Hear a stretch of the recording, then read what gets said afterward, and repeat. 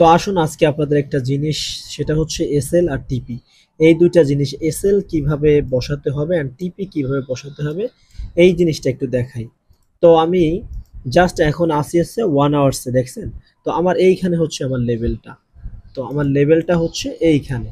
তো আমার লিকুইডিটি আপাতত প্ল্যান আছে, মার্কেট যখন এই লিকুইডিটি আগে খেতে যাবে আর লিকুইডিটি আগে কালেক্ট করবে, দেন তারপরে কিন্তু আমি এখানে একটা শর্টের জন্য চিন্তা করবো। এখন আমি টার্গেট কতটুকু রাখবো, আমি চলে আসলাম একটু লো টাইম ফ্রেমে।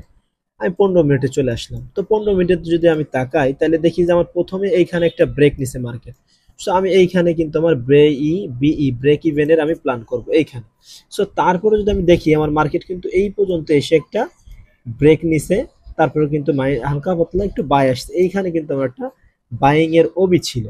তো এই বরাবর আমি যদি একটা লেভেল ড্র করি, তা দেখা যাচ্ছে আমার সেকেন্ড টিপি বা এই পর্যন্ত আসার পসিবিলিটি থাকে। দেন তারপর এইখান থেকে কিন্তু মার্কেট আস্তে আস্তে পড়ে গেছে। এইখানে একটা বাইং এর জোন ছিল, বাট এটাকে এরপরে এসে লিকুইডিটি নেওয়ার পরে কাজ করছে। So moral of the story বা একবারে আপনার মূল কথাটা হচ্ছে এটা, যে আপনার প্রিভিয়াস কি হয়েছে। প্রিভিয়াস ক্যান্ডেল এখানে যেমন একটা বাইং এর অর্ডার ব্লক আছে, এখান থেকে হালকা পাতলা বাইং আসতে পারে। সো আমি এইখান থেকে আমার ট্রেডটাকে ম্যানেজ করে নিব।